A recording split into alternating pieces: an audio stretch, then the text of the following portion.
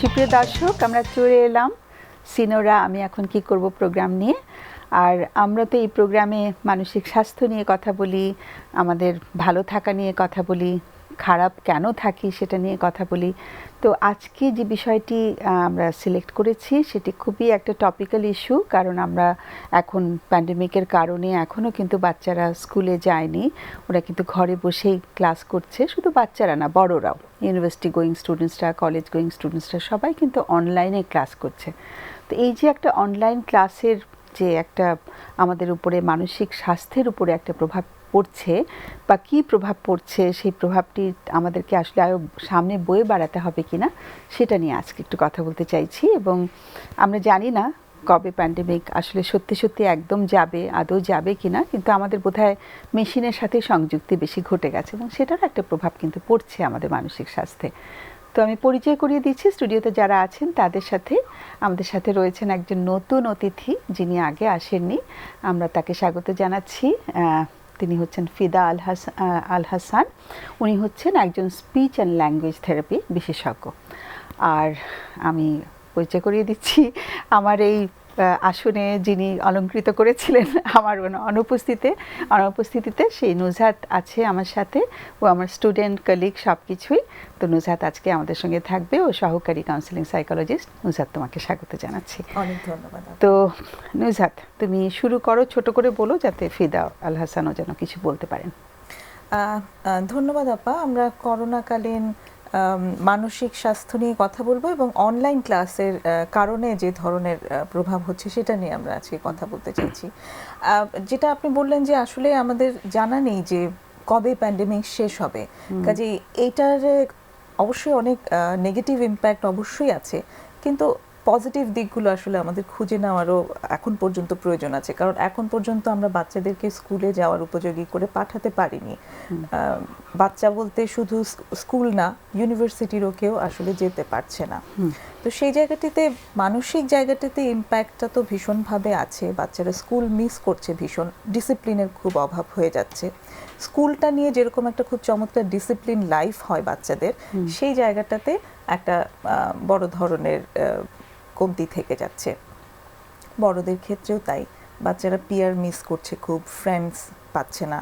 ওখানে যে ওদের যে সোশ্যালাইজেশন হতো সেই জায়গাটাতে একটা বড় ঘাটতি রয়ে যাচ্ছে। এর সাথে সাথে আরও যেটা হচ্ছে যে বাচ্চারা আসলে কতটুকু পড়ছে অনলাইন ক্লাসের মাধ্যমে, এই যে শিক্ষকরা যেভাবে ক্লাসগুলো করাচ্ছেন, বাচ্চাদের কাছ থেকে নেওয়ার যে জায়গাটা, সেটা কি ওনারা আসলে এনশিওর করতে পারছেন কিনা, এই জায়গাটাতেও কিন্তু আসলে প্রশ্ন থেকে যাচ্ছে। আর আরেকটি ব্যাপার হচ্ছে, অনলাইন ক্লাসটা কিন্তু শহর কেন্দ্রিকই একটু বেশি হচ্ছে।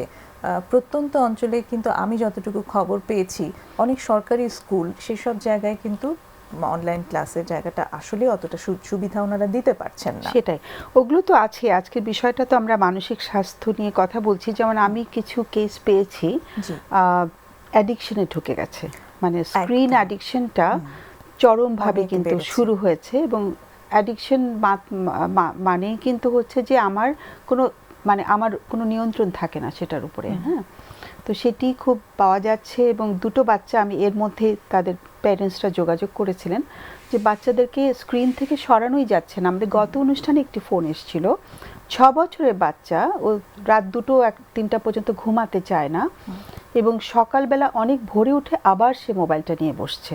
হ্যাঁ, তো এই যে বাচ্চাদের স্ক্রিন অ্যাডিকশন তো আগে থেকেই ছিল। সো আমি কিন্তু এটা নিয়ে খুব ওয়ারিড ফিল করছি যে স্পেশালি যারা ছোট আছে, বড়দের মধ্যেও অ্যাডিকশন হয়েছে। আমি যেমন পর্নোগ্রাফি অ্যাডিকশনের কথা শুনতে পাচ্ছি। স্টুডেন্টসদেরকে একটা প্রোগ্রাম করছিলাম স্টুডেন্টসদের নিয়ে, ওরা কিন্তু পর্নোগ্রাফিতে অ্যাডিক্টেড হয়ে গেছে আর কি। সো আমরা একটা ফোন নিয়ে ফিদা আসি, আমরা লিসেন টু ইউ পরে। হ্যালো হ্যালো, ওয়ালাইকুম সালাম, শুনছি আমরা। ম্যাডাম, আমি নারায়ণগঞ্জ থেকে রেশমি বলছি। বলো।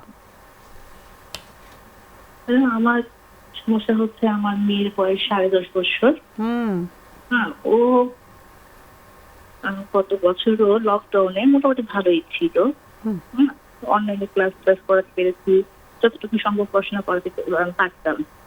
তো দেখা গেল কি লাস্ট 3 মান্থ ও বিটিএস নামক একটা কোরিয়ান ব্র্যান্ড। সরি, লাস্ট কথাটা বুঝতে পারিনি। গত- মানে শেষ কথাটা একটু অস্পষ্ট ছিল, আর একটু বললে ভালো হয়। মানে লাস্ট মানে 3 মান্থ, মানে নভেম্বর, ডিসেম্বর, জানুয়ারি, হুম, এই 3 তিন মাস। মাসে একটা কোরিয়ান ব্র্যান্ড বিটিএস, ওটা দেখতো একটা গানে, টিভিতে সে দেখতো। গান দেখতো? আচ্ছা আমি খুব একটা সেটা নিয়ে আমাদের কোনো রিয়াকশন ছিল না, যে দেখতেই পারে বাচ্চা, আচ্ছা। ছোট মানুষ, হ্যাঁ গান ও পছন্দ করে। হুম ম্যাডাম একটা বলে রাখা ভালো, আমার মেয়ের গ্রোথটা ভালো, ওকে দেখলে একটু বড় মনে হয়, আচ্ছা। হ্যাঁ মানে শারীরিক গ্রোথটা ভালো। হুম তো এই জানুয়ারি মাসে তো মোটামুটি লকডাউন থেকে শিথিল হয়ে গিয়েছে, স্কুল খুলে গিয়েছে, হ্যাঁ ক্লাস 5 এসে উঠেছে, পড়াশোনার চাপ বেড়েছে। হ্যাঁ, হুম তো আমি ওকে যেভাবে পড়াতে চাচ্ছি, সে একদম পড়ার টেবিলে বসতে চাচ্ছে না। সে ঘুরে ফিরে সেই বিটিএস এর গান, সেই ব্যান্ড, তাদের ফলোয়ার, তারা কত কোথায় তাদের কনসার্ট হচ্ছে, প্রচন্ড ভাবে সে আমাকে এগুলো প্রশ্ন করছে। তো আমরাও মানে খুব জেদ, আমার মেয়ের এত জেদ বেড়ে গিয়েছে, মানে সে সব কিছু না। তো তো তার বাবা তাকে খুব আদর করে, যে যেটা বলে সেটাই সে মেনে নেয়। আমি আমার ছেলে মেয়েকে শাসন করি। আমি এর আগেও আপনার অনুষ্ঠানে আমার ছেলেকে নিয়ে কথা বলতাম। আমার ছেলে এখন ইন্টার ফার্স্ট ইয়ারে পড়ে, সেও আচ্ছা। মোবাইল এডিক্টেড হয়ে গিয়েছে। কারণ যেহেতু আমার হাজবেন্ড সকাল অফিস যায়, রাতে আসে, সে বাসায় সময় দিতে পারে না, আমি দুটো ছেলেকে দেখভাল করি। হুম বুঝতে পারছি। তো ও দেখা যাচ্ছে যে আমার ছেলে, হ্যাঁ, ও যত সময় 9টায় উঠে সে অনলাইনে ক্লাস করে, সে নটরডেমে পড়ে, হ্যাঁ হ্যাঁ ক্লাস করার পর সে পাবলিক নিয়ে বসছে, তারপর 3টা থেকে তার বেড সে যাচ্ছে।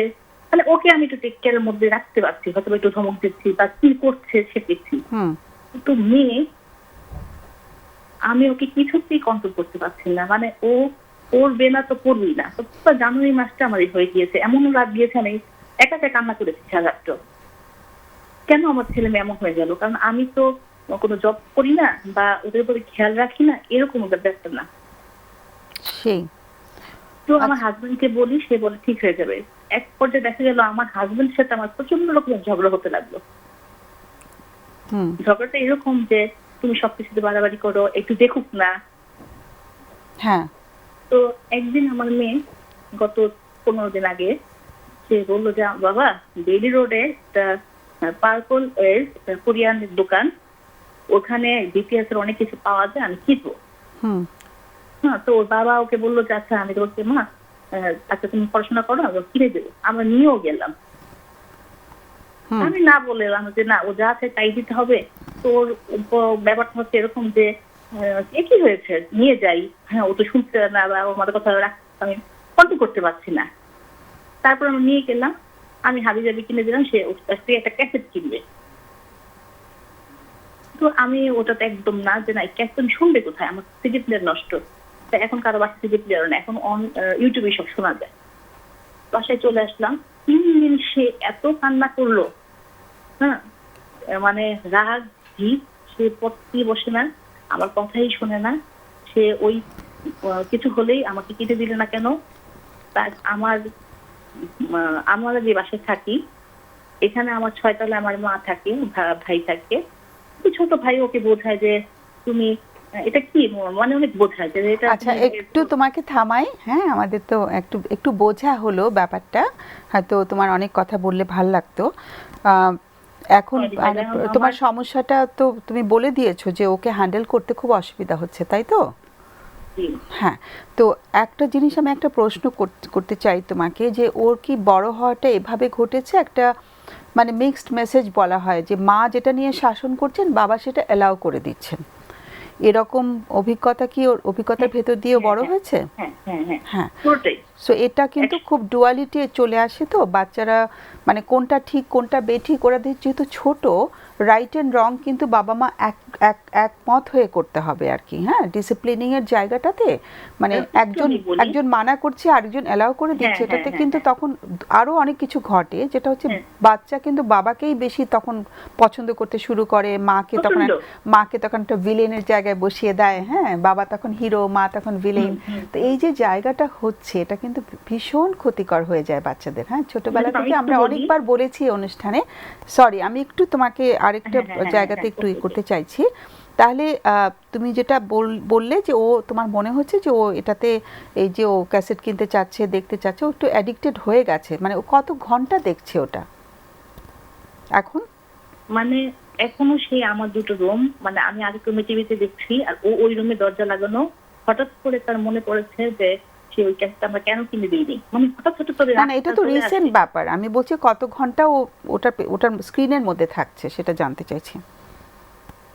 না, ওটা কি খুব যে মানে সারাদিন মিলে 2 ঘন্টা, আমি তোকে সুযোগটা দিই না। আমি সকালে ঘুম থেকে ওঠার পর হুজুর থাকে, হ্যাঁ, তারপরে শুধু ওর যাতে এটা ওর ভালো লাগে না। 10-10:30 বছর বাচ্চা, ওর একটাই কথা, ওর ভালো লাগে না, বোর্ড ফিল করছে। ওর কি বন্ধু বান্ধব আছে?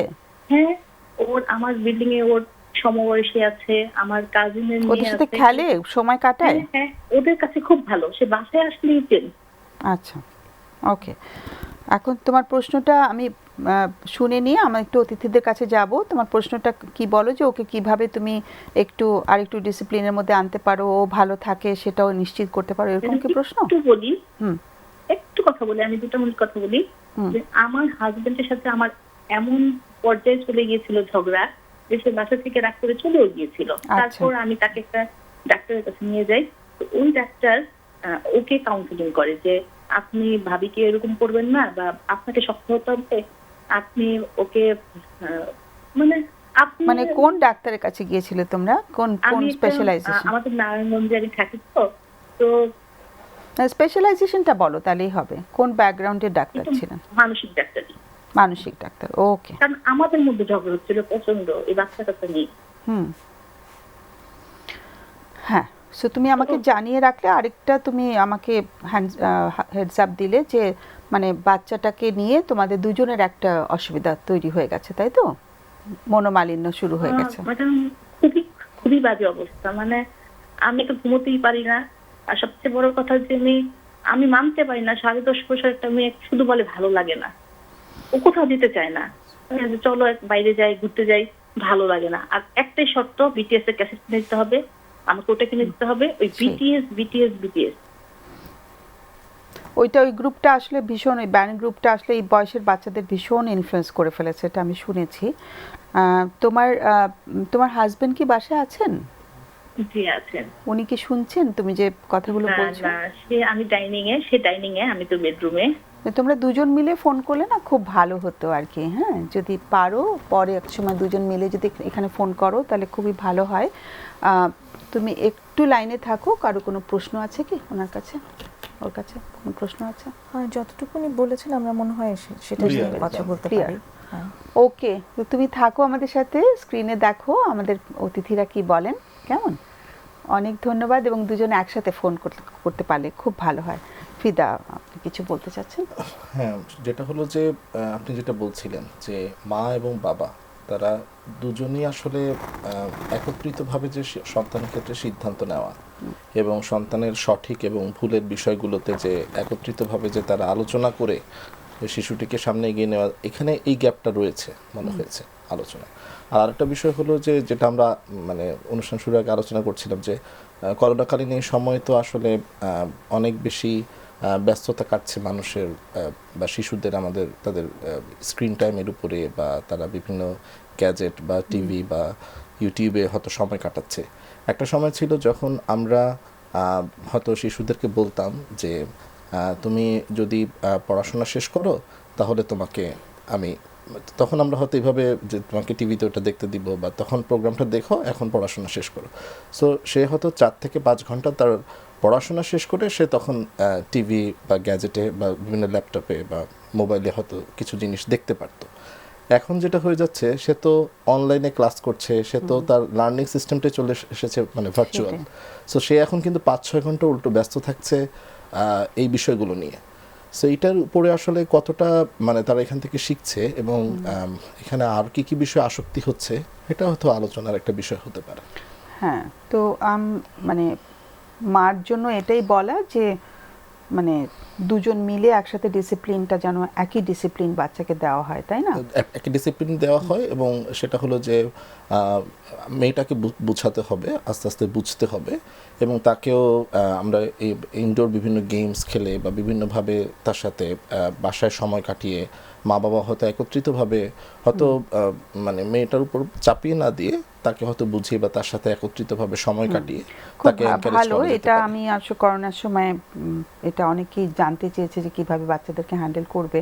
মানে এটা খুব সুন্দরভাবে করা যায় আসলে। মানে একটা ফ্যামিলি থেকে আমাকে বললো আমরা একসাথে নামাজ পড়ি সবাই, তারপরে আমরা রান্না যখন একটা কিছু সবাই মিলে বানাচ্ছি, একটা কিছু বানাচ্ছি, সবাই মিলে পার্টিসিপেট করছি, টবে গাছ লাগাচ্ছি।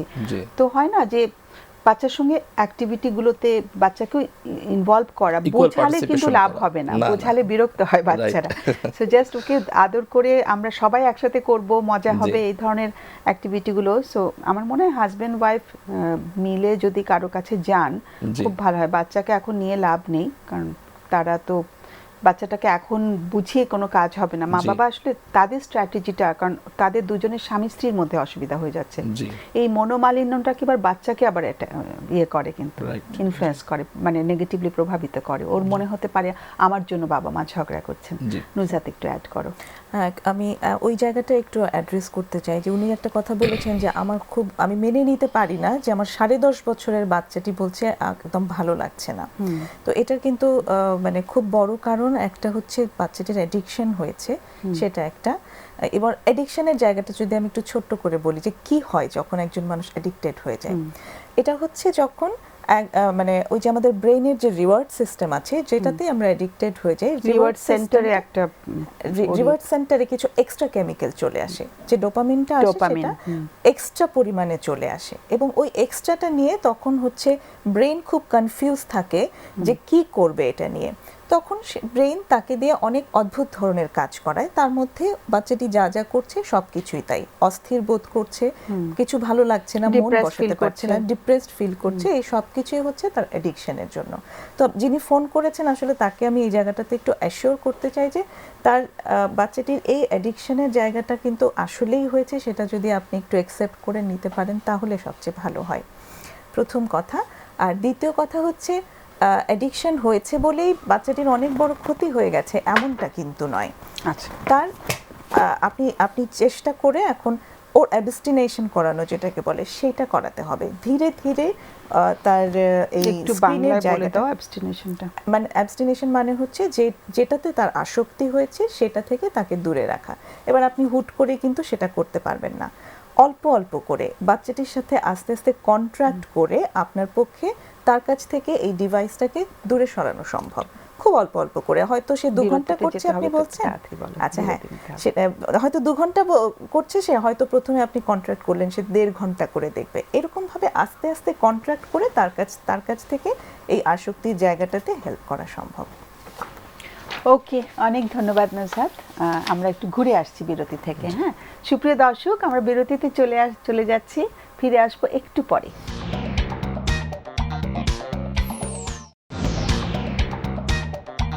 সুপ্রিয় দর্শক, আমরা ফিরে এলাম বিরতির পর। আমি এখন কি করব, সিনোরা আমি এখন কি করব অনুষ্ঠানে। আর আজকে আমরা আলোচনা শুরু করেছিলাম যে অনলাইন ক্লাস যে করছে আমাদের সন্তানরা বা আমাদের বাড়িতে লোকজনরা, তাদের মানে মানসিক স্বাস্থ্যের উপরে এটির প্রভাব কি পড়ছে। আমাদের এটার বাইরে যাবার কোনো উপায় হচ্ছে না, কারণ এখনও আমরা সেভাবে শিক্ষা প্রতিষ্ঠান খুলতে পারিনি। তো সেটি প্রভাব নিয়ে কথা হচ্ছিল। আমাদের একজন দর্শক ফোন করেছিলেন, তারও ঠিক একই সমস্যার জন্য উনি ফোন করেছেন। তার বাচ্চাকে নিয়ে, ঠিক অনলাইন ক্লাসের ব্যাপার না, একটা অ্যাডিকশন, স্ক্রিনের প্রতি একটা অ্যাডিকশন, একটা বিশেষ মানে একটা ব্যান্ডের গানের প্রতি ভীষণ অ্যাডিকশন হয়ে গেছে। সে এখন অন্য কিছুতে ওর মন বসছে না। তো আমি জানি না সেই দর্শক আছেন কি না আমাদের সাথে, আমরা মোটামুটি আলোচনা করেছি। আমি জাস্ট একটা পয়েন্ট অ্যাড করতে চাইছি যে খুব একদম দেরি না করে স্বামী স্ত্রী দুজন কোনো প্রশিক্ষণপ্রাপ্ত মনোবিজ্ঞানী যারা কাজ করছেন সাইকোথেরাপিস্ট হিসেবে, সেরকম কারোর সাথে ইমিডিয়েটলি মিট করার জন্য আমি একটু রেকমেন্ড করছি, কারণ আর দেরি করা যাবে না। ওকে, আমরা একটা ফোন নিয়ে ফিরি। হ্যালো। জি, আসসালামু আলাইকুম। ওয়ালাইকুম সালাম। ম্যাডাম, আমি সাইদুল নবী চৌধুরী বলছিলাম। তো আমার বাচ্চা 4.5 বছর বয়স। আচ্ছা। তো সে 2 অক্ষরে কথা বলতে পারে। কি করে? 2 অক্ষরে কথা বলতে পারে। 2 অক্ষরে দুই কথা অক্ষরে বলে? কথা। আচ্ছা আচ্ছা, আই থিংক ইটস ইওর। দুই শব্দের কথা হ্যাঁ, বলে। দুটো শব্দের বাক্য বলে আর কি, আমি যাব আমি খাবো টাইপের, তাই তো? জি জি জি। হ্যাঁ। তারপর হচ্ছে সে আপনার কার্টুন দেখে, প্লাস 3 অক্ষরে কথা বলতে কষ্ট হয়। আমি পিজিতে ডাক্তার দেখাইছিলাম, তো ওইখানে আইপিএনএ বিভাগে ইয়ে করছিল আর কি। কি করেছিল? ইপনার কথা বলছি। আইপিএমএ ডিপার্টমেন্টে আর কি, যে এখানে কাউন্সিলিং করছিলাম আর কি। আইপিএম এ কোন? ইপনার ইপনা কথা সম্ভবত। বলছি। ও ইপনা, হ্যাঁ হ্যাঁ হ্যাঁ, আইপিএন, ইপিএনএ ওটা, হ্যাঁ। তো ওইখানে ডাক্তার দেখানোর পরে বলছে যে প্রথম দিকে যখন যাওয়া হয়েছিল তখন হিয়ারিং টেস্ট করছিল। হিয়ারিং টেস্ট করার পরে দেখলো যে না, পজিটিভ, আমার কানে শুনে সবগুলো ঠিক আছে। তো তারপরে হচ্ছে এই টেস্ট মানে লং টাইমের চিকিৎসা তো এটা, তো পরে অটিজমে ট্রান্সফার করলো, আইপিএন যেটা এটা ট্রান্সফার করলো। তো ওইখানে ডাক্তার দেখলো যে কথাবার্তা সে আমাদের সাথে কথা বলে, কিন্তু বাইরের মানুষদের সাথে কারোর সাথে কথা বলে না। এবং মানে 3 মাসের জি ঘরের মানুষের সাথে ওই দুটো অক্ষরের বাক্যই বলে, তাই তো? জি জি, দুটো শব্দের বাক্য বলে, হ্যাঁ, অক্ষর না। জি। তারপর হচ্ছে এখন 3 বাচ্চাদের ডক্টর বলছেন যে 3 মানে বাচ্চাদের সাথে খেলাধুলা করার জন্য, তারপর হচ্ছে নতুন নতুন কিছু ইয়ে ঘোরানোর বাইরে ঘোরানোর জন্য, তারপরে হচ্ছে গ্রামের বাড়িতে পাঠানোর জন্য। আমার একটা আবার ছোট মেয়েও আছে, তো ওর 2 বছর, ও সবকিছু বলতে পারে, কিন্তু আমার ছেলে কথা বলতে পারে না। ও বড়টা ছেলে না? জি জি। ওর 4 বছর বয়স। আমাদের এখানে একজন এই বিষয় বিশেষজ্ঞ আছেন, আমি তার কাছে ট্রান্সফার করে দিচ্ছি, তাহলে আমাদের সময়টাও বাঁচবে।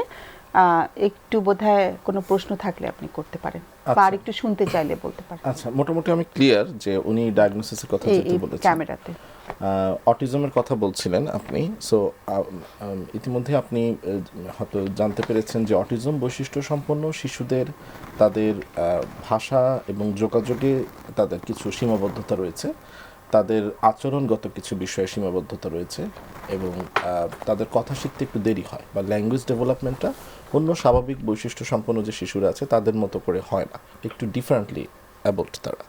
তো এই ক্ষেত্রে যে বিষয়টি 4.5 বছর বয়সের একটি শিশু, সে মিনিমাম 4 থেকে 5 শব্দ বিশিষ্ট বাক্যে কথা বলে, হ্যাঁ, আর 2 থেকে 2.5 বছরের মধ্যে আসলে 2 শব্দ বিশিষ্ট বাক্যে কথা বলাটা শুরু হয়ে যায়।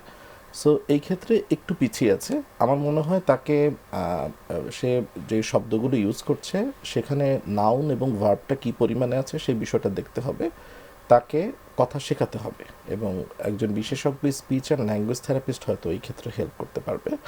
আরেকটা বিষয় আপনি বলছিলেন যে আপনার 2 বছরের একটি মেয়ে সন্তান রয়েছে, আমার যদি ভুল না হয়। সো সেই ক্ষেত্রে আপনার সেই শিশুটির সাথে এই শিশুর যে যোগাযোগের যে কাজগুলো, সেগুলো আপনি বাড়িতেই করতে পারেন। একসাথে দুজনের খেলার ব্যবস্থা করা, শেয়ারিং করা, এই বিষয়গুলোর মাধ্যমে তাদের মধ্যে সেটা একটা স্যার আমি অফ করে দিচ্ছি যে দুজন একসাথে খেলাধুলা, এবং ইভেন আশেপাশের বাচ্চারা যেন আমার বাসায় খেলাধুলা করে, এবং টিচাররা কে দেওয়া, তারপরে নতুন নতুন যে জন্ম মানে প্রতি সপ্তাহে আমি দেখা যায় যে কেক কিনে আমি তাকে ইয়ে করি, বেলুন টেলুন কিনে দিই, রিক্সা দিয়ে ঘুরি, হাতির ঝিল যেহেতু বাসার পাশে, আমি এখানে ঘোরাঘুরি করি রিক্সা দিয়ে। প্রশ্ন না থাকে আমরা পরে স্ক্রিনে শুনতে বলি, হ্যাঁ, ইউ ক্যান ডিসকাস ইট। জি হ্যাঁ, একটু স্ক্রিনে শুনলে ভালো হয়। কেমন? আমাদের পক্ষ থেকে আর প্রশ্ন নেই। আমার একটা প্রশ্ন ছিল ছোট্ট, সেটা হচ্ছে যে মানে ও কি মানে ওর আবেগগুলো কি প্রকাশ করে, আর বা আই কন্ট্যাক্ট করে কি না, করে কি? আই কন্ট্যাক্ট করে, মানে ম্যাডাম রাগ করলে দেখা যায় বিছানা আমাদের চরম মাথায় লাফালাফি করে, তারপর হচ্ছে যে জিদ করে কিছু মানে খেলনা ভেঙে ফেলে, এরপর তার বোন রে মারে, তারপর আমারে পাইলেও হাতে কামড় দিয়ে জুড়ে। আর তখন বাবা মা কি করছেন ও যখন জেদ করছে? আমি জেদ করলে যখন লাভ দিতে বলে তখন আমি আরো দেব, জোরে দাও, মানে যত জোরে লাভ দিতে পারো দাও। তারপরে যে ভাঙতে চাই, হ্যাঁ ভাঙো। আমি মানে খুব সহজেই, কারণ হচ্ছে তার রাগটা যেন কন্ট্রোল এসে পড়ে আছে।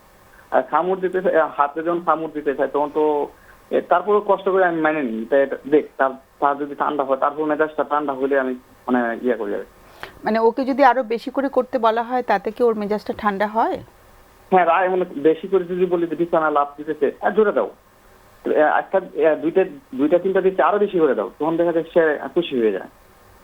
মানে তখন কি ওর মেজাজটা ঠিক হয় কিনা তারপরে? জি জি, মেজাজ ঠান্ডা হয়ে যায়। আচ্ছা, এটা কি কোনো জায়গা থেকে বলা হয়েছে নাকি নিজে থেকে করা জি জি, হয়েছে? এটা পিজি থেকে বলছিল যে যদি ও বিছানা PG থেকে বলেছে। লাফালাফি মানে রাগ করে লাভ দিতে চায় তখন বেশি করে বলবেন, যাতে এনার্জিটা বের হয়ে যায় আর কি, হ্যাঁ, যাতে ভেতরে না থেকে যায়। রাগটাও তো এনার্জি অন্যভাবে বের করছে। সো আর প্রশ্ন না থাকলে আমরা আলাপ করি। না, আমি জাস্ট একটা মেসেজ ওনাকে দিতে চাই যে আসলে যে তাদের এখানে যে বসে বলা যাবে তো, মানে আমরা আলোচনা করলে উনি পেয়ে যাবেন মেসেজ। ও ওকে, ডান, জি ঠিক আছে, ঠিক আছে। আমাদের সঙ্গে থাকলে ভালো হয়, স্ক্রিনে শুনলে ভালো হয়। আমি যে শুনছি। ওকে, যে মেসেজটা ওনাকে মানে দিতে চাচ্ছি এই প্রোগ্রামের মাধ্যমে, সেটা হলো যে তাদের অনেক সময় কিছু কমপ্লেক্স ম্যানারিজম থাকে, যে সে যে লাফ দিচ্ছে বা সে যে হয়তো হাতে কামড় দিচ্ছে, এই বিষয়টা হয়তো তার আবেগেরই বহিঃপ্রকাশ। সো এই বিষয়টাকে আগে বুঝতে হবে, মানে এটা কি অস্বাভাবিকভাবে চিন্তা না করে এটি তার একটি বৈশিষ্ট্য। সো এটিকে বিভিন্ন শেপিং বিহেভিয়ারের মাধ্যমে এটিকে ম্যানেজ করা যেতে পারে, যে অন্য একটা ফাংশনাল কাজে তাকে ব্যস্ত রেখে সেটাও করা যেতে পারে। একটু বাংলায় বললে বোধহয় আমাদের দর্শকদের জন্য ভালো ফাংশন হয়। কাজে যেমন ধরেন ফাংশন কাজটা বলতে আমরা কি একটা mean শিশু করছি? যখন সে বারবার হাতে কামড় দিচ্ছে, তখন তার হাতটাকে হয়তো আমরা কোনো একটা আমরা একটা প্লেডো অন্য খেলার কিছু মধ্যে নিয়ে ব্যস্ত করে দিলাম, হাত দিতে দুটো। পারবো। হয়তো একটা শিশু দেয়ালে বারবার আঁকছে বা দেয়ালে গিয়ে জিদ করছে, তো আমরা তাকে হয়তো একটা আর্ট পেপার বিছিয়ে যে আসো তুমি আমার সাথে এখানে আঁকো, হ্যাঁ এখানে আরো বড় আঁকার জায়গা আছে, আসো তো আমরা একসাথে কাজ করি। সো এইভাবে তার যেই আচরণটা আপনার কাছে মনে হচ্ছে এটি সমাজে অ্যাকসেপ্টেবল না, সেই আচরণটাকে আমরা হয়তো মানে একটু পজিটিভলি এভাবে নিয়ে আসতে পারি। এতে হয়তো বাচ্চাটা শেখার একটা নতুন সুযোগ পাচ্ছে এবং তার আচরণটি মানে পরিবর্তন হচ্ছে। সেটাই। সো এই বিষয়গুলোতে কাজ করা যেতে পারে। আর 4.5 বছর বয়স হিসেবে তার যেহেতু ল্যাঙ্গুয়েজটা পিছিয়ে আছে, তাকে আসলে মানে কমিউনিকেশনের ব্যাপারে আগ্রহী করে তোলা প্রয়োজন, এবং তার ভোকাবুলারি মানে শব্দ ভাণ্ডার কী পরিমাণে আছে, মানে আমরা যেটা বলি এক্সপ্রেসিভ এবং রিসেপটিভ ভোকাবুলারি, মানে সে কতটুকু বুঝতে পারছে শব্দ বা কতটুকু তার শব্দ এক্সপ্রেস করতে পারছে, এগুলোর উপরে আসলে নির্ভর করবে সে কতটা গুছিয়ে ভবিষ্যতে কথা বলতে পারবে। সো এই বিষয়টাতে আমার মনে হয় একজন স্পিচ অ্যান্ড ল্যাঙ্গুয়েজ থেরাপি বিশেষজ্ঞকে দেখালে উনি হয়তো এই বিষয়ে হেল্প করতে পারবেন। আচ্ছা, তো সেরকম কোনো নাম্বার থাকলে আমাদের স্ক্রিনে ওরা দিয়ে দিবে পরে। ওকে, জি জি জি, অবশ্যই। ঠিক আছে, মানে এটা আজকে না দিতে পারলো নেক্সট উইকের জি, অবশ্যই। প্রোগ্রামে থাকবে, জি। সো দ্যাট যাদের বাচ্চাদের এরকম অসুবিধা হচ্ছে তারা যেন ফোন করে যোগাযোগ করে যেতে পারেন, তাই তো? জি। আপনাদের সংস্থায় যেতে পারে, তাই যে তো? আমাদের সংস্থা আছে, আমাদের অ্যাসোসিয়েশন আছে, তারাও হেল্প করছে। ঠিক আছে। সো ওর একটু হেল্প লাগবে আসলে। জি। বাবা মা অনেক সময় খুব, ওনাদেরও তো খুব কষ্ট হয় না এই বাচ্চাদের, এই যে একটা কিছু তাদের স্পেশাল নিড আছে এটাকে অ্যাকসেপ্ট করা কিন্তু বাবা মার জন্য ভীষণ কষ্টের একটা ব্যাপার, কঠিন। হ্যাঁ, খুব কঠিন। আর একটা বাচ্চা যখন দেখা যাচ্ছে যে তার অটিজম বৈশিষ্ট্য নাই, সে স্বাভাবিক, আর একটা বাচ্চা অটিজম বৈশিষ্ট্য হ্যাঁ। সম্পন্ন, সো দুজনের প্যারেন্টিং দুজনের ভিন্ন, খুব এই জায়গাটায় কোঅর্ডিনেট করা খুব ভেরি difficult। চ্যালেঞ্জিং। আমরা একটা ফোন নিচ্ছি। জি। হ্যালো। হ্যালো, আসসালামু আলাইকুম। হ্যাঁ, ওয়ালাইকুম সালাম, শুনছি। আমি ঢাকা থেকে বলছিলাম। বলো। আমার একটু পার্সোনাল সমস্যা ছিল। হুম। তো আমার বিবাহিত জীবন 24 বছরে, নিজেদের পছন্দের বিয়ে। হুম। তো প্রথম থেকেই যেটা সমস্যা দেখতেছিলাম যে আমার হাজবেন্ড খুব ডমিনেটিং, সে যা বলবে তাই শুনতে হবে, তাই করতে হবে। তো আমি সেটা করতামও, কিন্তু এক পর্যায়ে মনে হতো যে এটা আর ভালো লাগছে না, হয়তো একটু প্রতিবাদ করতাম বা মানতে চাইতাম না, সে সেটাকে ভালোভাবে নিত না। যাই হোক, এভাবে করতে করতে 24 বছর। তো এখন যেটা আমার কাছে খুব খারাপ লাগে সেটা হচ্ছে যে সে খুব অসম্মান করে কথা বলে ছেলে মেয়ের সামনে। আমার দুটা বাচ্চা, বড় মেয়েটা ইউনিভার্সিটিতে পড়ে। তো এখন যেটা আমি ফিল করতেছি যে আমাদের এই যে দুজনের অমত বা অসম্মানের জায়গাটা ছেলে মেয়ের উপরে খুব প্রভাব পড়ে। খুব স্বাভাবিক। হ্যাঁ, ছেলে মেয়ের তো আমার, বয়সটা কত? মেয়ের বয়স 21, ছেলের বয়স 17। আচ্ছা। তো এখন প্রভাব তো সেরকম, মেয়েটা ইউনিভার্সিটিতে পড়ে, তো মেয়েটাকে আমরা যখন বিয়ে শাদীর কোনো কথা বা বিষয় বা আলোচনা হয় কোনোভাবে, সে নেগেটিভ পুরাই, যে তোমরা তো ভালো না। হ্যাঁ, মেয়ের বয়স 21 না? জি, হুম। তোমরা তো ভালো নয়, তোমরা আবার, মানে ভবিষ্যতে আমাদের বিয়ের চিন্তা করো কিভাবে। সেই, তাই তো বলারই কথা, তাই না? ওরাও তো ভালো, হ্যাঁ। ওরাও ভালো থাকতে পারছে না তো দুজনের মাঝখানে, তাই না? হ্যাঁ হ্যাঁ, এখন এই মানে কিভাবে একটু মানে একটু ভালো থাকা যায়, বাচ্চাদেরকে একটু ভালো, আমার হাজবেন্ডকে কিছু বললেই সে মানে বলে সে সবই ভালো বোঝে, সে বেশি বোঝে, এমনি তার কোনো বাজে অভ্যাস নাই বা খারাপ কিছু নাই, কিন্তু ভীষণ ভাবে ডমিনেট করে সবকিছুতে, সে যা বলবে একটু তাই। একটা এক্সাম্পল দেওয়া যাবে, মানে রিসেন্ট কোনো ঘটনা যেখানে হাজবেন্ড খুব ডমিনেট করেছেন এবং বাচ্চাদের সামনে একটু অপমানজনক কিছু বলেছেন, একটা ছোট এক্সাম্পল কি আমরা পেতে পারি? তাহলে বুঝবো যে কোন ধরনের ইস্যু ঘটে যাচ্ছে আর কি। যে কোনো একটা এক্সাম্পল যেটা এখানে বলা যায় এরকম। ছোট একটা, যে আমি যদি বলি যে বাজার থেকে এই জিনিসটা আনবে, সে দেখা যায় 3 দিন পরে আনবে, আচ্ছা। আমার প্রায়োরিটি বা গুরুত্বটা সে বুঝতে চায় না। তারপরে দেখা গেছে যে আমি বেশ অসুস্থ, বিভিন্ন কারণে বিভিন্ন রকম সমস্যা আছে শরীরে, আমার ওষুধটা লাগবে, একটু এনে দেওয়া যাবে। ওইটার ক্ষেত্রে দেখা গেছে অন্য অনেক কিছু, বাইরের মানুষের, বাইরের আত্মীয় ওগুলি বেশি গুরুত্বপূর্ণ পায়, এবং তার আচরণটা ভালো থাকে না, সে ধমক দিয়ে সবসময় কথা বলে। হ্যাঁ, তো একদম মেনেই গেছি, যাই হোক, কিন্তু এখন ছেলে মেয়ে বড় হয়েছে, বা আমিও রেগে যাই এখন। হ্যাঁ, আমি ওইটাই জিজ্ঞেস করছিলাম যে তোমার জন্য তো এত ধৈর্য ধরা তো খুব কঠিন, তাই না? এত বছর কঠিন, ধরে হ্যাঁ, এখন হ্যাঁ, তুমিও রিয়্যাক্ট করে ফেলছো, তাই তো? হ্যাঁ, বেশ হ্যাঁ, কিছুদিন ধরে তুমিও রিয়্যাক্ট করছো, সেটা কতদিন হ্যাঁ। হবে? রিয়েক্ট তো আগেও কম বেশি করতাম, একসময় আমি জবও করতাম, তো এখন তো মানে আমি অসুস্থ গত 2 বছর ধরে, আমার একটা অপারেশন হলো আচ্ছা। গলাতে, তারপর থেকেই মনে হয় বেশি, আর এখন আমি আগের মতো কাজও করতে পারি না, মানে একটা ডিপ্রেশন, কেমন বিষণ্ণতা, কোনো কিছু করতে ভালো লাগে না, হুম। সেটাও আছে। তো রিয়েক্টই বেশি হচ্ছে আর কি, এখন বাচ্চাদের উপর একটা প্রভাব পড়ে, মানে এবং তোমাদের এমন এমন ভাবে কথা কাটাকাটি বা ঝগড়া হয়ে যায় যেটা মানে কোন পর্যায়ে যাচ্ছে শেষ পর্যন্ত? শেষ পর্যন্ত মানে ও সবসময় একটা কথা বলে, চলে যাও। সেটা তো খুবই সবসময়। অপমানজনক, কিন্তু তোমাদের মানে সবসময়। অনেক সময় হাত তোলাটাও কি হয়ে যাচ্ছে? হাত তোলাটা ওইভাবে হয় না, কিন্তু তেড়ে আসে আর কি। আচ্ছা। বাচ্চারা তো বড় হয়েছে, এখন ওই ছেলে বড়, এখন তো ছেলে মেয়ের সামনে পারে না, সেই জায়গায় অফ হয়ে গেছে আর কি। আগে করেছেন? হ্যাঁ, আগে 2-1 বার করছে। আচ্ছা, ওকে। আর বাচ্চাদের ধারণাটা কি, মানে বাবাকে দোষারোপ করে নাকি মাকে দোষারোপ করে নাকি দুজনকেই দায়ী করছে? অনেক সময় বাচ্চারা বলে না যে তুমি চুপ থাকলেই হয় বা কিছু, হ্যাঁ ওরা হ্যাঁ, কি বাচ্চারা রোলটা প্লে করছে? সবসময় ওরা বুঝে যে বাবার সমস্যা বা বাবা অন্যায় করতেছে, কিন্তু আমাকে অফ থাকতে বলে, তুমি চেপে যাও, তুমি চুপ থাকো, তুমি বলবা না কোনো কথা। কারণ ওরা এই মানে মনোকষ্টটা নিতে ওদের কষ্ট হচ্ছে। হ্যাঁ, ওরা শান্তিতে থাকতেছে, তুমি চুপ থাকো, হুম। তুমি চুপ থাকো, ওরা কি এরকম। সম্মান আছে ওদের জন্য? ভালোবাসা কার জন্য আছে, মানে তোমাদের দুজনের মধ্যে কারোর প্রতি ভালোবাসাটা বেশি কাজ করে বাচ্চাদের নাকি? না না, দুজনের প্রতি ভালোবাসা আছে, বাবার জন্য খুব ভালোবাসা, আমার জন্য আছে, কিন্তু ঝামেলা হোক এটা চায় না। হ্যাঁ, ওর বাবার এমনি আদার্স অন্য কিছু খারাপ কিছু নাই, কিন্তু না না, তার সেটা আচরণ বুঝতে চাই। পেরেছি। হ্যাঁ, হ্যাঁ, ওকে। তোমার আজকে প্রশ্নটা একটু করে ফেলো।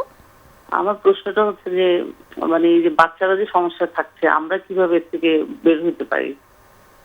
মানে একটু ভালো পরিষ্কার থাকতে হলো চাই, না। ভালো পরিবেশ। হ্যাঁ, মানে প্রশ্নটা আরেকটু পরিষ্কার করো প্লিজ। পরিষ্কার, মানে যে কিভাবে ম্যানেজ করা যায়, মানে কোনটা আমি ম্যানেজ কিভাবে করা যায়? তোমাদের আমাকে দুজনের সম্পর্ক না দুজনেরই বাচ্চাদের সাথে, বাচ্চারা যে কষ্ট পাচ্ছে সেটা কোনটা?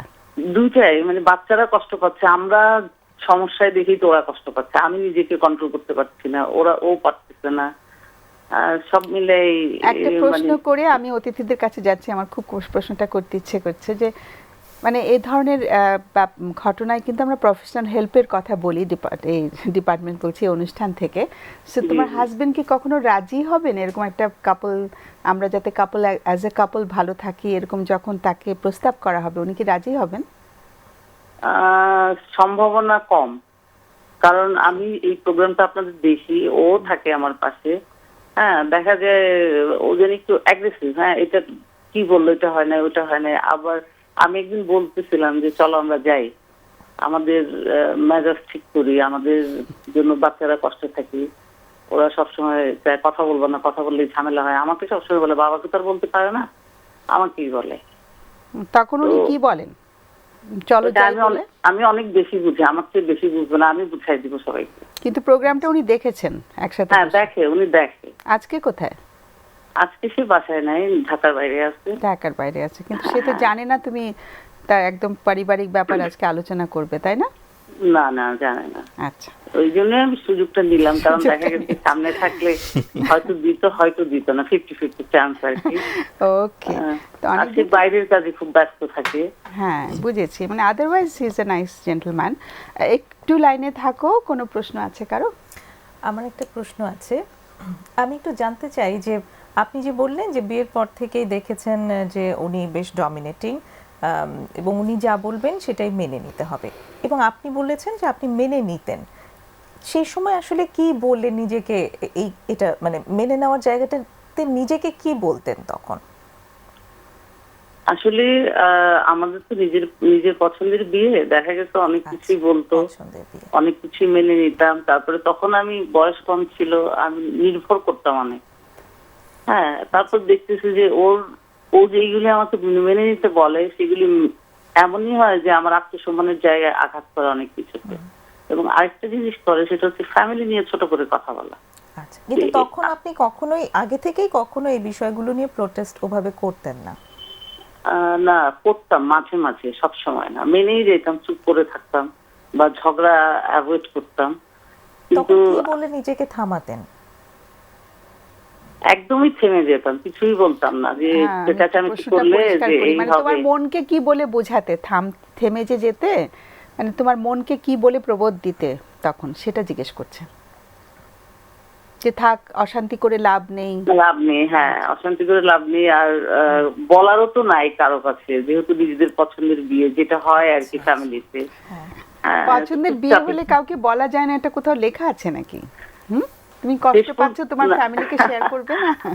না না, সেটা তো নাই, কিন্তু তারপরও ফ্যামিলিও কিন্তু টর্চার করে যে তুমি নিজের পছন্দের বিয়ে করছো, দেখে শুনে বিয়ে করছো, আমরা তো দিতে চাই না। এই কথাগুলো একদম কমন ইস্যু। আর হচ্ছে যে একটু দায় সারা কথা আর কি। আমাদের বাচ্চাটা যত বড়ই হোক, আমার সন্তান তো, সে যখন কষ্ট পাবে মা বাবার সঙ্গে থাকা খুব প্রয়োজন। আমার প্রশ্ন না থাকলে আলোচনা করি।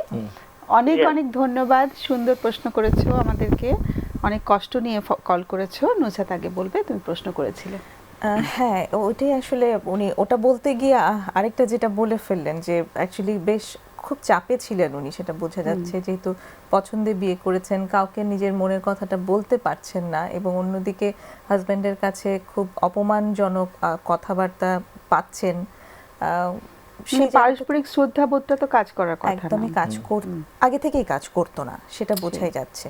তো ওই জায়গাটাতে এখন আসলে 24 বছর হয়ে গেছে, এবং উনি যেটা বলছেন যে হাজব্যান্ড অ্যাকচুয়ালি ওটা চাইবেন না যে একটা কোনো হেল্প ওনারা একসাথে নেবেন, সেটা হয়তো ওনারা চাইবেন না। তো সেই জায়গাটিতে আমি আসলে ওনাকে খুব অ্যাপ্রিসিয়েট করতে চাই, এই কারণে যে অনেক ধৈর্য আসলেই ধরেছেন। এবার যদি একটু সেলফ কেয়ারের দিকে মনোযোগ দেন তাহলে সবচেয়ে ভালো হয়। আমার মনে হয় সে নিজেই যেতে পারে, সেলফ কেয়ারের একটা পার্ট হিসেবে সে নিজেই কারো কাছে যেতে পারে। আমাদের এখান থেকে তো অনেক ফোন নাম্বার দেওয়া হয়। সো একটু মানে কিভাবে নিজেকে আরো ভালো রাখবে, আর নিজের সঙ্গে নিজের বোঝাপড়াগুলো আর একটু ভালো কি করে করা যায়, তো আরেকটু হয় না যে নিজের সাথে নিজের একটা আরেকটু বন্ধন তৈরি করা, নিজের সঙ্গে নিজে থাকার প্র্যাকটিস করা, মানে যেগুলো সেলফ কেয়ারের কথা তুমি বললে। সো ও কিন্তু যেতে পারে কারো না কারো, তিনি কারো কাছে, বাচ্চারা গুলো কষ্ট পাচ্ছে ভীষণ। সেটাই আরেকটা ব্যাপার হচ্ছে যে উনি যেহেতু মানে এই যে স্ট্রোক যেটা আমরা বলি যে রেকগনিশন পাওয়া, সেটা আসলে একদমই পাচ্ছেন না। উনি বলেছেন যে আমারটা সবচেয়ে নিচে থাকে প্রায়োরিটিতে, প্রায়োরিটি লিস্টে অন্যরা সবসময় আগে, আমারটা সবচেয়ে নিচে।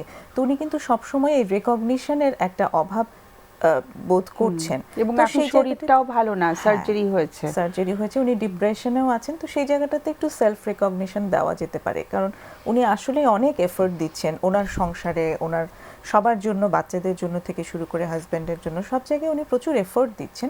সেই জায়গাটাতে অ্যাটলিস্ট নিজেকে যেন উনি একটু রেকগনিশন দেন, সেই রিকোয়েস্টটা আমার সেটাই, থাকলো। ঠিক আছে। ডান। হ্যাঁ ডান, এটা আসলে Nothing বলার to কিছু add. নাই, সবকিছুই ওকে।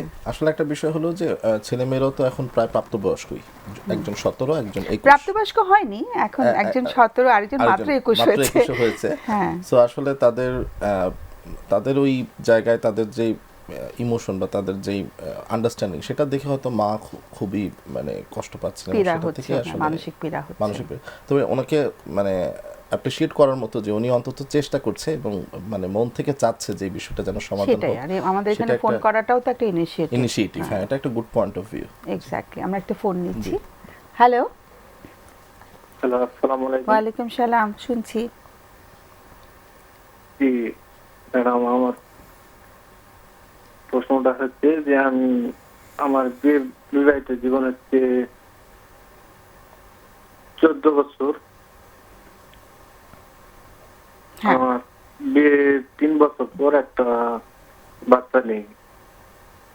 এই বাচ্চা নেওয়ার পর আমার স্ত্রীর শরীর স্বাস্থ্য ভালো ছিল, কিন্তু হঠাৎ করে তার বেস্টে ব্যথার পর আমার স্ত্রীকে নিয়ে রাজশাহী একজন গাইনি ডাক্তারকে দেখলাম। আচ্ছা, একটু প্রশ্ন করি, এটা কি শরীরের কোনো অসুবিধার জন্য ফোন করা হয়েছে? না, শরীরে অসুবিধার জন্য নয়, তার মানে স্বাস্থ্যটা মানে ওই বাচ্চা হওয়ার পর কমে গেছে। না না, আমাদের কাছে প্রশ্নটা কি মানসিক কোনো ব্যাপার না শারীরিক ব্যাপার নিয়ে প্রশ্ন? মানসিক ব্যাপার। আচ্ছা, ওকে। তখন ওই গাইনি ডাক্তার বললো যে ওই ব্যথা doctor? Gynae doctor. Gynae doctor, আচ্ছা। হ্যাঁ, তো ওই উনি বললো যে ওই বৈজ্ঞানিক কাছে ওষুধ দেওয়ার পর বললো যে বাচ্চা নেও, বাচ্চা হওয়ার পর দুধ খেলে বুকের দুধ খেলে এটা সারে যাবে। তারপর তখন আমরা সেই অনুযায়ী একটা বাচ্চা নিলাম, নেওয়ার পর তখন ওই সমস্যাটা আর থাকলো না। কিন্তু আমার স্ত্রী চেহারা অন্য হয়ে গেছে, মানে আমার স্ত্রীর শরীর স্বাস্থ্য মানে খিনখিনে হয়ে গেছে। আচ্ছা, শুকিয়ে গেছে। হ্যাঁ, শুকিয়ে যাচ্ছে। হুম, এখন আমার প্রশ্ন হচ্ছে যে মানে আমি মানে স্ত্রী আগের যে চেহারা ছিল সেটা আর নেই। এখন আমাকে মানে ভালো লাগে না দেখতে। এই কারণে মানে আমি স্ত্রী যদি আমার কোনো চাহিদা থাকে সে মানে আমাকে অ্যাভয়েড করে, যে আমার ভালো লাগছে না বা আমার এগুলা ভালো করতে ইচ্ছা করছে না, এই ধরনের কথা বলে। মানে ও শারীরিক সম্পর্কে আগ্রহী না স্ত্রী? হ্যাঁ। আচ্ছা, তারপর? তো এটাই মানে এখন আমি মানে এটা কিভাবে কি করতে পারি? হুম, মানে সেটা কি বাচ্চা হওয়ার পর থেকেও আগ্রহটা হারিয়ে ফেলেছে একদম? হ্যাঁ। বাচ্চা এবং হওয়ার পর তোমারও থেকে আকর্ষণ কমে গেছে স্ত্রীর প্রতি? আকর্ষণ মানে ওই খিনখিনের জন্য মানে আমাকে ভালো লাগতেছে না। মানে ওর প্রতি তুমি আর আগের মতো আকর্ষণ বোধ করছো না? হ্যাঁ। আচ্ছা, ওকে। ওরও আগ্রহ কমে গেছে, তোমারও আকর্ষণটা কমে গেছে। আর বাচ্চাটার বয়স কত? আগেকার বাচ্চাটা বয়স হচ্ছে 7 বছর, এটা কেবল 2 বছর হলো। দুটো বাচ্চা তোমাদের? হ্যাঁ। ওকে, বাচ্চাদের যত্ন করতে পারছে তোমার স্ত্রী ঠিক মতো? হ্যাঁ, করতে পারতেছি। আচ্ছা, ও কই এখন? ও ওই শোয়ার রুমে ঘুমাচ্ছে, ঘুমিয়ে আর গেছে? আমি আচ্ছা, টিভি রুমে টিভি দেখতেছি। ওর মেজাজটা কি একটু খিটখিটে হয়ে গেছে? হ্যাঁ, ওর মেজাজ একটু খিটখিটে। আর তোমার? আমার তেমন তুমি কোনো ওর রাগ রাগারাগি নেই। করছো ওর উপরে? না, আমি কোনো রাগারাগি করি না, কিন্তু আমার মন থেকে এমনি মানে মানে একটা পুরুষের যেটা স্বামী স্ত্রীর কাছে যেটা আশা সেটা হচ্ছে না, বা অন্য কোনো মহিলা দেখলেও আমার একটা আমার স্ত্রীটা কেন এরকম হলো না, এই বা আগের মতো কেন ছিল না, হুম, সেটাই। এটা মনের কঠিন ভিতরে একটা জায়গা। হচ্ছে। হ্যাঁ, অনেক ধন্যবাদ খুব মানে ভেতরের কথাটা মানে আমাদেরকে শেয়ার করার জন্য। হ্যাঁ তো এখন খুব কঠিন একটা প্রশ্ন, একটু লাইনে থাকতে হবে। কারো কোনো প্রশ্ন আছে? একটু জানতে চাচ্ছি যে আপনার স্ত্রীর এই সমস্যাটা কি আপনি এই যে 2 বছরের বাচ্চাটি আছে তার জন্মের পর থেকে খেয়াল করছেন, নাকি প্রথম বাচ্চাটি হওয়ার পর থেকেই আসলে এটা আছে? না না, এই দ্বিতীয় বাচ্চাটা হওয়ার পর থেকেই তার আচ্ছা শরীর খিনখিনে হয়ে গেছে। আচ্ছা আচ্ছা, দ্বিতীয় বাচ্চাটি হওয়ার পরে আপনাদের হ্যাঁ। এমনিতে পারিবারিকভাবে ওই যে যেটা আপা যেটা জিজ্ঞেস করছিলেন যে বাচ্চার যত্ন নেওয়া, সেটা উনি করতে পারছেন আপনি বললেন, আর কোনো সাহায্যকারী কেউ আছে বাচ্চার যত্ন নেওয়ার জন্য? সাহায্যকারী না, আমি একাই। আমার মা বয়স্ক মানুষ, উনি পারেন না। আচ্ছা আচ্ছা, মার যত্ন আমরা- আপনাদের নিতে হয় তাই তো? হ্যাঁ হ্যাঁ হ্যাঁ। আচ্ছা, ওকে। আর কোনো শারীরিক অসুবিধা এখন নেই তো, আছে কি আপনার স্ত্রীর? না না না, এখন আর ওই যে সমস্যাটা আগে ছিল সেটা এখন আর নেই। আচ্ছা, ঠিক আছে। আচ্ছা, আমার একটা প্রশ্ন ছিল, সেটা হলো যে আপনি আপনার স্ত্রীর সাথে এই বিষয়গুলো নিয়ে কি সরাসরি কখনো আলোচনা করেছেন? হ্যাঁ, আমি বলি, বলতেছে যে আমাকে এগুলা আর ভালো লাগতেছে না। মানে এটাই মানে সর্বশেষ উত্তর আর কি, মানে হ্যাঁ হ্যাঁ হ্যাঁ। আচ্ছা আচ্ছা। ঠিক আছে, অনেক ধন্যবাদ। অনেক বেশি পরিষ্কার করে আমাদের বলা হলো। দেখি আমাদের অতিথিরা কি বলেন। Fida, you want to say something first? বিষয়টা হলো মানে এটা আমার ধারণা যে হয়তো মানে পোস্টপার্টাম ডেলিভারির পরে হয়তো মানে যে আগ্রহটা কমে যায় অনেক ক্ষেত্রে শারীরিক, সেইখানে কিছু বিষয় থাকতে পারে, কোনো বিষণ্ণতা থাকতে পারে অন্য কোনো কারণ নিয়ে। সেখান থেকে হয়তো ধীরে ধীরে হতে না হতে হয়তো শারীরিক সম্পর্কের ব্যাপারে অনাগ্রহতা কাজ করতে পারে। আর স্বামীও হয়তো এক পেশেভাবেই হয়তো বিষয়টা চিন্তা করছেন, এটাও হতে পারে। সো উভয়ের মধ্যে আসলে এই জায়গাটা একটা বোঝাপড়ার বিষয় আসা উচিত এবং অবশ্যই স্পেশালিস্টের কাছে যাওয়া উচিত। আপনি বলছিলেন যে এটা একটা কঠিন বিষয়। আমার মনে হয় একজন মনোবিজ্ঞানী দেখা করা উচিত ওনাদের, মানে যারা প্রশিক্ষণপ্রাপ্ত এবং যারা এই বিষয়ে কাজ করছেন তাদের সাথে এই বিষয়ে আলোচনা করা উচিত। সেটাই, মানে স্ত্রী হয়তো রাজি হবেন, কারণ উনিও তো কষ্টে আছেন, তাই না? ওকে যদি বলা হয় যে তুমি তোমার কষ্টগুলো সব খুলে বলবে, তোমারও মনে অনেক কষ্ট হচ্ছে, মানে আমরাও তো ভালো থাকতে পারছি না। এবং বাচ্চা দুটো কিন্তু বেশ ছোট, 3 বছর আর 7 বছর, তাই তো? 2 বছর 2 বছর আর 7 বছর। তো এই বয়সে তো বাচ্চাদেরও অনেক এখন গ্রোথ, মানে ওরা ওদের ডেভেলপমেন্টাল স্টেজ আর কি, বয়সের বিকাশের একটা স্তরের মধ্যে থাকে ওরা। তো ওদের জন্য ক্ষতিকর হচ্ছে, কিন্তু ওদের দুজনের স্বামী স্ত্রীর মধ্যে একটা কেমন মানে হয় না, একটা আড়ষ্টতা চলে এসেছে। একই ছাদের নিচে আসলে এটা কখনোই স্বাভাবিক সম্পর্ক হতে পারে না, মানে এই বিষয়টা আসলে নিশ্চিত হওয়া জরুরি। হ্যাঁ, মানে এটা আগে ঠিক করতে হবে সবকিছুর আগে। আমার কাছে যেটা মনে হচ্ছিল যে সাধারণত পরিবারগুলোতে যেটা হয়, উনি বললেন যে কোনো হেল্পিং হ্যান্ড নেই আসলে, তো দুটো বাচ্চাকে মা যিনি তাকেই আসলে দেখাশোনাটা করতে হচ্ছে। একটি বাচ্চা একদমই ছোট, 2 বছর বলেছেন। তো সেই জায়গাটিতে উনি আসলে সেলফ কেয়ারটা আমার মনে হয় একদমই করতে পারছেন না। নিজের যে একটা যত্নের দরকার আছে, এবং ওনার যত্নের জন্য সাধারণত এটা হয় যে একজন প্রসূতি মায়ের সঙ্গে কেউ না কেউ থাকে 1 বছর 1.5 বছর পর্যন্ত, কারণ মা যাতে নিজের যত্ন করতে পারে এবং বাচ্চাটিরও যত্ন যাতে একই সাথে হতে পারে। তো সেই জায়গাটাতে মনে হচ্ছে ওনাদের বেশ একটা ঘাটতি আছে। তো সেখানটাতে যদি একটু মাকে তার নিজের সেলফ কেয়ার করা, নিজের যত্ন করার সুযোগটা একটু যদি করে দিতে পারেন তাহলে ভালো হয় সেই জায়গাটা একটা। কারণ ওই যে শরীরটা শুকিয়ে গেছে, দেখতে ভালো লাগছে না, তাতে কিন্তু ওনার যে তার ওয়াইফের প্রতি আগ্রহ কমে গেছে সেটাই শুধু না, ওনার ওয়াইফেরও কিন্তু নিজেকে আয়নাতে অবশ্যই দেখতে অত ভালো লাগছে না। মনটা খুশি লাগার একটা ব্যাপার আছে, আয়নাতে নিজেকে দেখে সুন্দর লাগা, সেটা তো ওনারও হচ্ছে না, সেজন্য ওনার ডিপ্রেশনের জায়গাটাও অনেক বেশি। তো এই জায়গাটাতে যদি একটু মনোযোগ দেওয়া যায় এবং তারপর যদি একটু দুজনে একসাথে কোনো একজন এক্সপার্টের কাছে ওনারা যেতে পারেন, তাহলে মনে হয় ওনাদের জন্য হেল্পফুল। সেটাই, মানে স্ত্রীর জন্য আমার খুব কষ্ট লাগছে যে ওর তো বেচারা মানে আরেকটা বাচ্চা হয়েছে, তারপর থেকে ভালো নেই। এটা তো খুব একটা মানে খুব মনটা ভারী হয়ে থাকে, তাই না, সবকিছু নিয়ে। সবসময় এটা বেশি সম্পর্কের একটা খুব বড় মানে পজিটিভ প্রভাব রয়েছে আমাদের জীবনে আর কি, ভালো থাকার জন্য ওটাও খুব জরুরি আর কি। আমরা একটা ফোন নিচ্ছি। হ্যালো। হ্যাঁ, শুনছি। হ্যালো। আসসালামু আলাইকুম। ওয়ালাইকুম সালাম, শুনছি আমরা সবাই। জি ম্যাডাম, প্রথমে আপনার প্রশংসা করতে হয় যে আপনার কথা খুব ভালো লাগছে। ওকে, অনেক ধন্যবাদ। জি, আমার প্রশ্নটা হলো এই যে আমার বড় মেয়ের বয়স প্রায় 11 বছর, আচ্ছা আর ছোট ছেলে ওর বয়স 3 বছর আপ। তো আচ্ছা বড় মেয়ে এখন পর্যন্ত কোনো ফল সে খায় না, বা অনেক চেষ্টা করছে খাওয়ানোর জন্য, সে কিছুতেই খাইতে চায় না।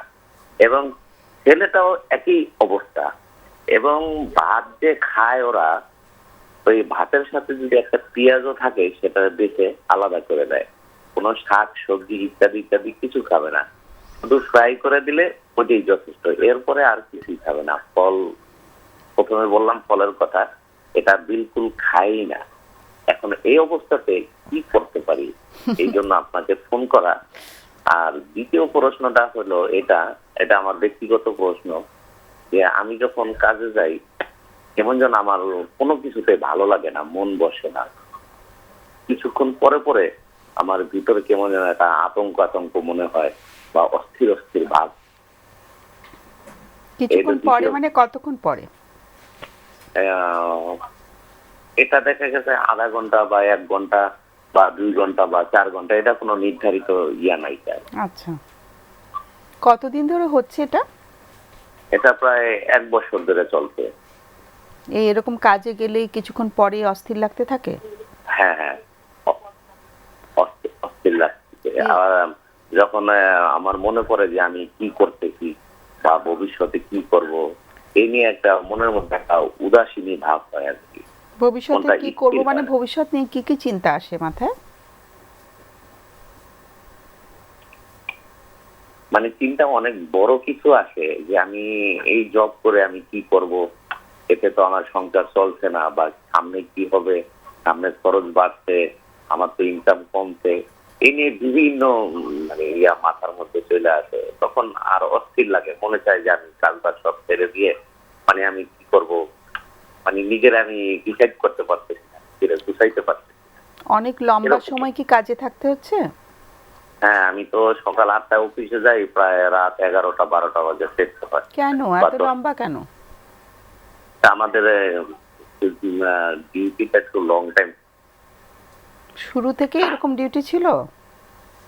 এরকম ডিউটি আমি প্রায় 4 বছর যাবত করতেছি। ও আচ্ছা, ওকে। আর দ্বিতীয় প্রশ্নটা হলো এই যে সারা আমার ওয়াইফকে নিয়ে, যে সারাদিন মোটামুটি ভালো থাকে, যখন আমি বাসায় আসি বা উনি বলতেছে যে রাত হলে ওনার কাছে ভালো লাগে না শারীরিক ভাবে, মানে অস্থির অস্থির ভাব করে, বা শরীরের অবস্থা মানে খুব খারাপ ফিল করে আর কি। সেটাতে কোনো মানে- ডাক্তার দেখানো হয়েছে? না, ওনাকে এই ব্যাপারে কোনো ডাক্তার দেখানো হয়নি। কেন ডাক্তারের কাছে যে জিজ্ঞেস করা দরকার ছিল না যে ও কেন রাতে ওর শরীরটা খারাপ লাগছে? হ্যাঁ, আমি এই জিনিসটা ফিল করছি। তো আপনাদের এই অনুষ্ঠানটা দেখার পরে এই যে আমি একটু পরামর্শ নেওয়ার জন্য ফোন দিছি, যে এখন আপনাদের পরামর্শ অনুযায়ী আমি একটা কিছু করবো আর কি। এই স্ত্রী কোথায়, সঙ্গে আছেন? উনি ঘুমাচ্ছে আর কি। ঘুমিয়ে গেছেন? ওকে। হ্যাঁ, মানে আমাদের কাছে একটা প্রশ্ন হচ্ছে যে কাজে গেলে মন বসে না, অস্থির লাগে। হ্যাঁ আর একটা হচ্ছে যে স্ত্রী বলছে রাত হলে তার খারাপ লাগে। হ্যাঁ হ্যাঁ। উনি কি রাতে ঘুমাচ্ছেন তো ঠিক মতো? তো ঘুমিয়ে তো গেছেন আজকে। মাঝে মাঝে ঘুম ভালো হয়, মাঝে মাঝে হয় না আর কি।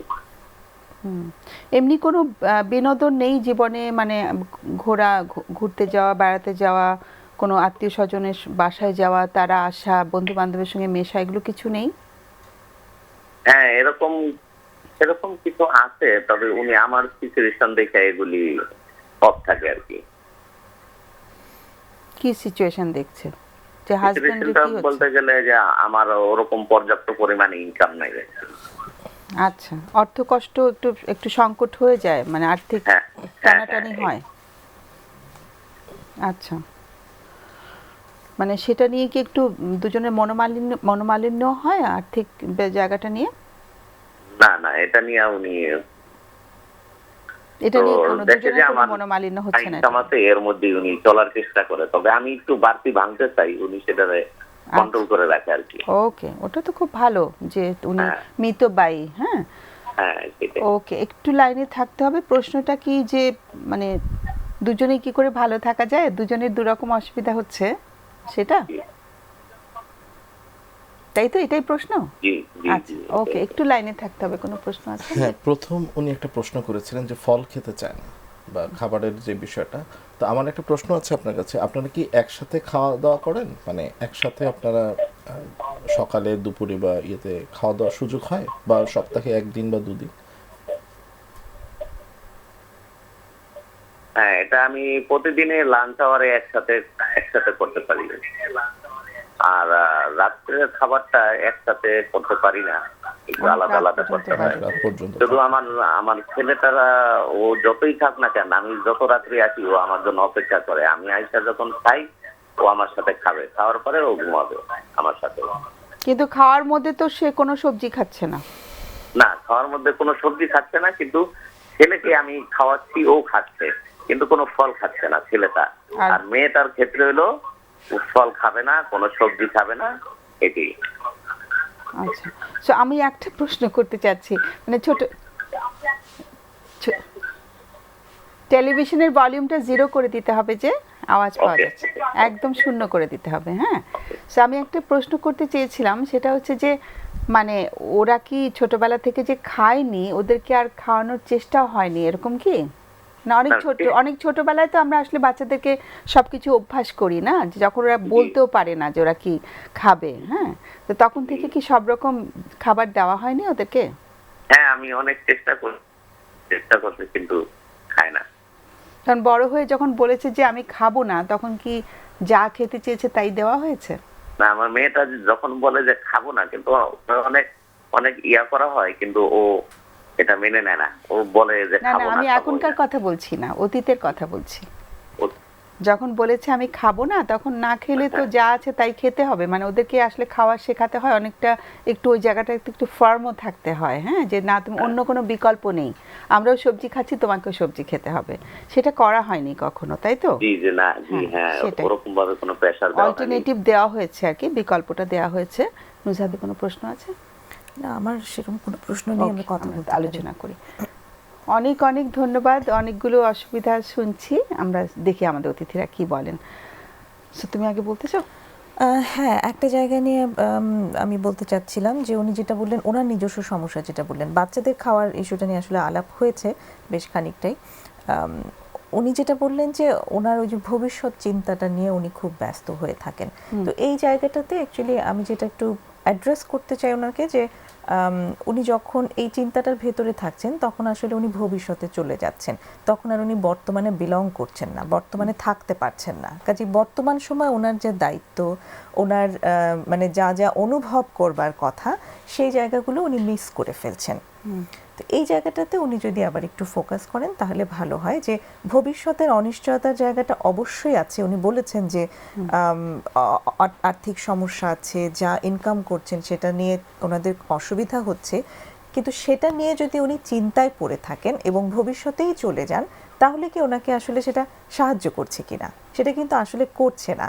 বরং উনি যদি এখনকার কাজটাকে মনোযোগ দিয়ে করতে পারেন এবং এখনকার সময়ে যা যা আছে ওনার করার, সেগুলোকে যদি উনি মনোযোগ দিয়ে করতে পারেন, তাহলে হয়তো ভবিষ্যৎটাকে আরেকটু সুনিশ্চিত উনি করতে পারবেন। সেটা হয়তো সম্ভব। যতটা এফোর্ট দিচ্ছেন, উনি অনেক লং আওয়ার্স কাজ করেন, সেই সময়টার ভিতরে উনি যদি অস্থির থাকেন, তাহলে কোয়ালিটির জায়গাটাও নিশ্চয়ই কমে যাওয়ার কথা। অস্থিরতাটা কমাবে কেমন করে, সেটাই হচ্ছে প্রশ্ন। অস্থিরতা প্রথমত ওই জায়গাটা একটু নিজেকে অ্যাওয়ার করা প্রয়োজন, যে এটা আসলে ভবিষ্যৎ, এবং ভবিষ্যৎটা আমরা কেউ জানি না। আমি যদি বর্তমানটাকে কিছুটা ঠিক রাখতে পারি, তাহলে হয়তো ভবিষ্যৎটা বানাতে পারবো। এই অ্যাসিওরেন্সটা নিজেকে প্রথমে দেওয়া প্রয়োজন। তার সাথে সাথে উনি যদি একটু ডিপ ব্রিদিং প্র্যাকটিস করতে পারেন, মানে ইনস্ট্যান্ট অস্থিরতাটাকে কমানোর জন্য লম্বা শ্বাস নিয়ে ধীরে ধীরে ছাড়া, এই ব্রিদিং এক্সারসাইজটা খুব সাহায্য করে। সাধারণতই 10 বার পর্যন্ত করা যেতে পারে। যখনই উনি অস্থির বোধ করছেন, তিনি ডিপ ব্রিদিং করতে পারেন। আর পরিবারে যতটুকুনি সময় দিচ্ছেন, উনি কিন্তু বাড়িতে আসছেন দুপুরে, একসাথে খাওয়া, এই জায়গাগুলো কিন্তু করতে পারছেন। সেই জায়গাটাতে যদি একটু কোয়ালিটি টাইম উনি মেনটেন করতে পারেন, তাহলে হয়তো পরিবারের সঙ্গে কোয়ালিটি টাইমটা যদি একটু এনজয় বলে করতে দাও পারবেন। মানে কি মিন করা হচ্ছে কোয়ালিটি টাইম বলতে এখানে বোঝানো হচ্ছে যে যতটুকু সময় তিনি দেবেন সেটুকু সময় যেন উনি এনজয় করতে পারেন, এবং এমনভাবে দেওয়া যেটাতে সবাই আসলে বুঝতে পারে যে সেই সময়টাতে কোনো অস্থিরতার জায়গাগুলো না করা, নিয়ে না আসা, এবং সুস্থির থেকে সবার সঙ্গে সময়টা কাটানো, সেই জায়গাটাকে কোয়ালিটি টাইম বলছি। যেমন উনি খেতে বসছেন, খাওয়াটাকেই তখন মনোযোগ দিয়ে করা এবং সবাইকে নিয়ে এনজয় করে তখন খাওয়াটাকে যদি উনি খেতে পারেন, তাহলে হয়তো সেটা ওনার জন্য একটা রিনফোর্সার হিসেবে কাজ করতে পারে। পরবর্তীতে আবার যখন কাজে যাচ্ছেন উনি একটু অস্থিরতাটাকে একটু কাটিয়ে তারপরে হয়তো কাজের জায়গাটাতে আমাদের যেতে একটা পারছেন। ফোন আছে, আমি একটা লাইন আমি আসছি এই ফোনটা নিয়ে। একটা লাইন আমি অ্যাড করতে চাই, ওয়াইফও কিন্তু ভালো নেই, ওয়াইফও উনিও ভালো কিন্তু নেই রাতে বলছেন। খারাপ থাকেন। তো আমার মনে হয় যে আগে কোনো শারীরিক ডাক্তারের কাছে ওনারা যেতে পারেন, তারপরে যদি মানসিক পরিচর্যার জন্য কোনো সাইকোলজিস্টের কাছে পরে যান। আমার মনে হয় আগে ওয়াইফও যে রাতে খুব অস্থিরতায় ভুগছেন, আমার মনে হয় সেই জায়গাটাও কোনো Physical শারীরিক diagnosis-টা ডাক্তারের কাছে করে একটু আগে ডায়াগনোসিসটা হলে খুব ভালো হয়। আমরা একটা সেই। ফোন নিয়ে তারপরে আসছি।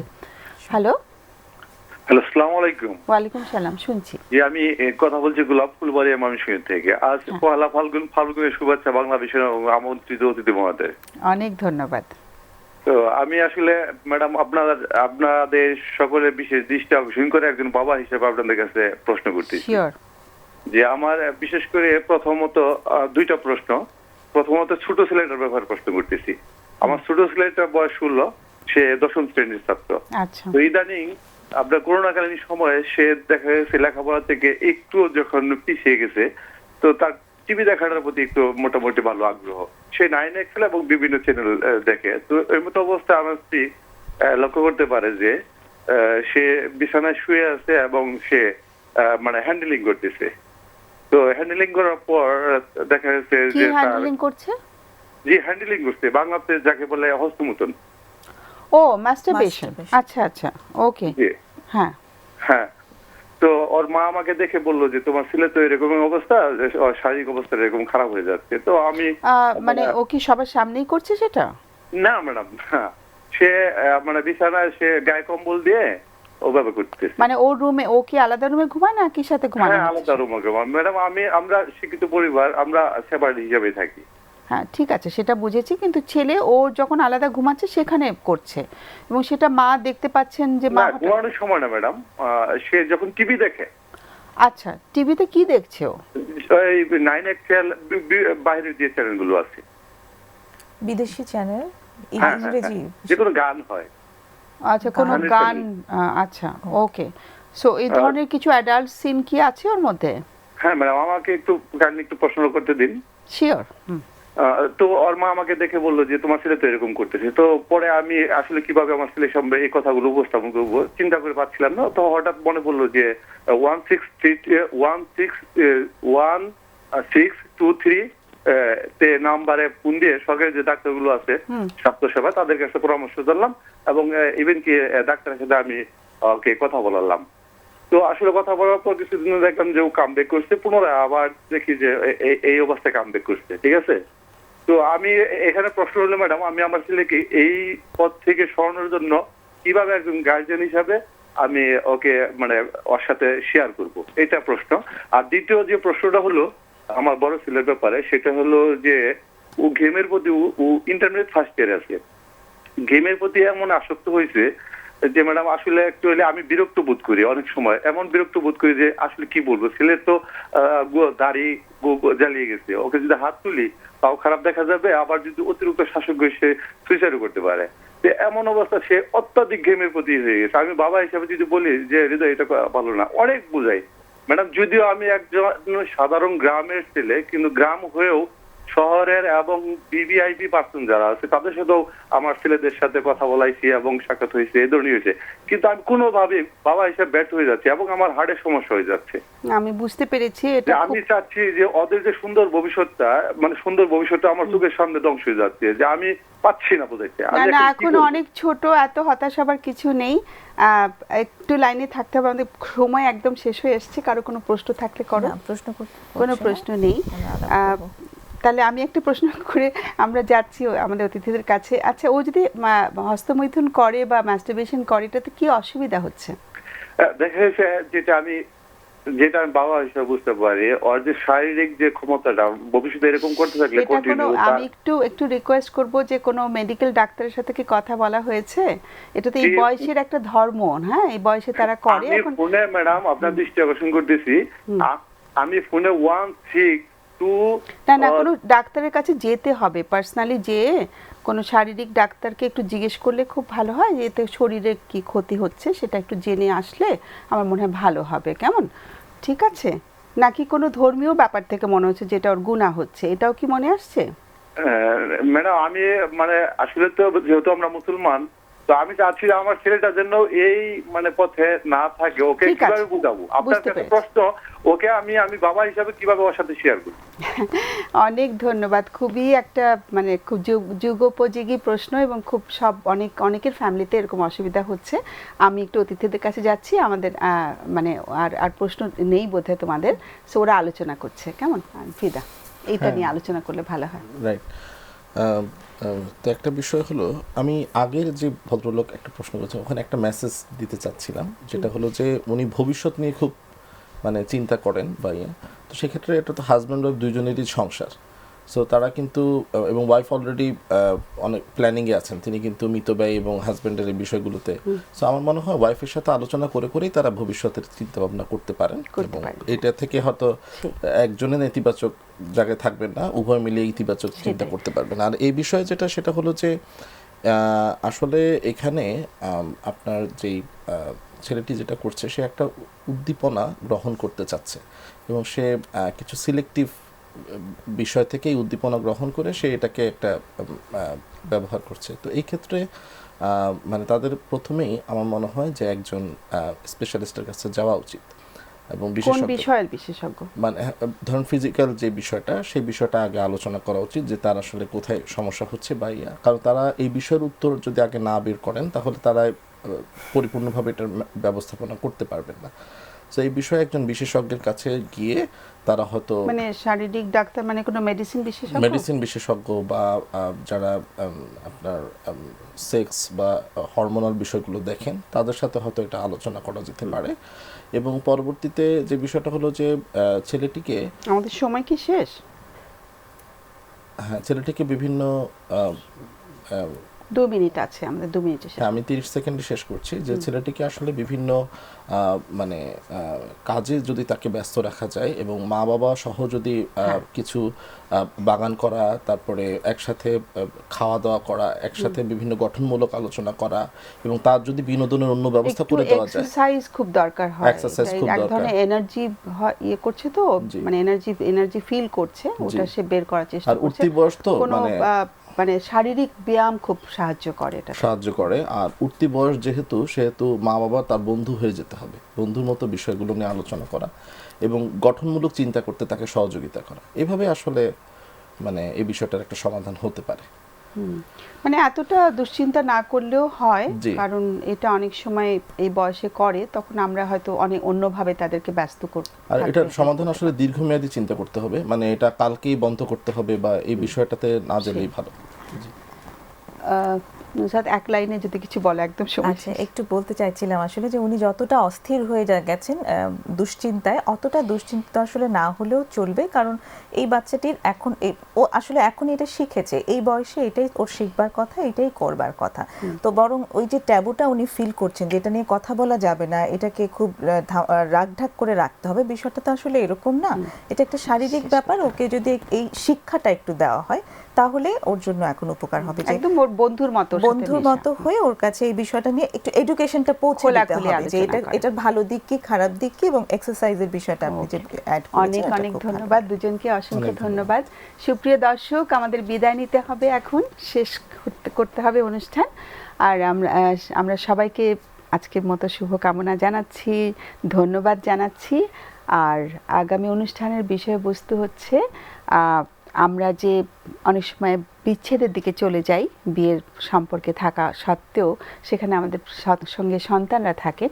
তো আমরা যখন বিচ্ছেদের কথা ভাবছি তখন সন্তানদেরকে কিভাবে মানসিকভাবে প্রস্তুত করব, যাতে সুন্দর করে ওরাও জিনিসটা বুঝতে পারে এবং ওদের প্রতিক্রিয়াটা যেন খুব নেতিবাচক না হয়। তো সেটা নিয়ে আগামী অনুষ্ঠানে আলোচনা করব। আজকে বিদায় নিচ্ছি, শুভরাত্রি।